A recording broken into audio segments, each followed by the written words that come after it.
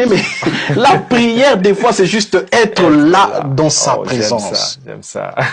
Jésus fait comprendre dans cette parabole qu'il y a une relation à établir. Et vous savez, lorsqu'une relation est établie, c'est le degré de la relation qui détermine le résultat, qui détermine ce qui va donner. Le fait que j'ai une relation avec Pasteur Siali, notre relation va toujours déterminer le niveau des résultats que nous allons atteindre. Notre relation va déterminer le niveau de sacrifice que nous allons faire. Bien aimé, si tu aimes ta femme, tes enfants, en fait, le degré de cela, de cette relation, va déterminer les efforts.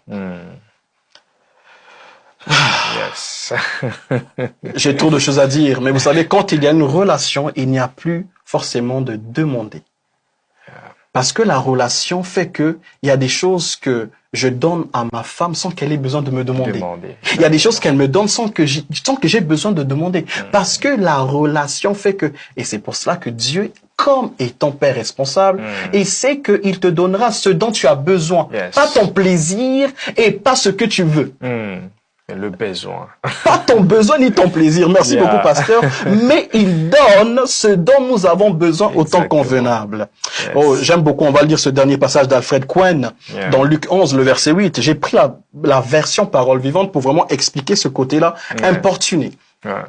Le verset 8, il dit ceci. Mais le premier continue à frapper. Et il dit, je vous assure que son ami se levera même s'il n'a pas envie de se lever par amitié pour lui donner ses pains. Écoute ceci, il le fera quand même parce que l'autre, sans se gêner, continue à l'importuner. Sans se gêner. En fait, on est en train de parler d'une relation qui n'a pas besoin de gêne. Oh, j'aime ça. Tu n'as pas besoin de te gêner pour t'approcher de celui vers qui tu as une relation. Bien aimé, importuner va dans ce sens-là, de continuer sans se relâcher.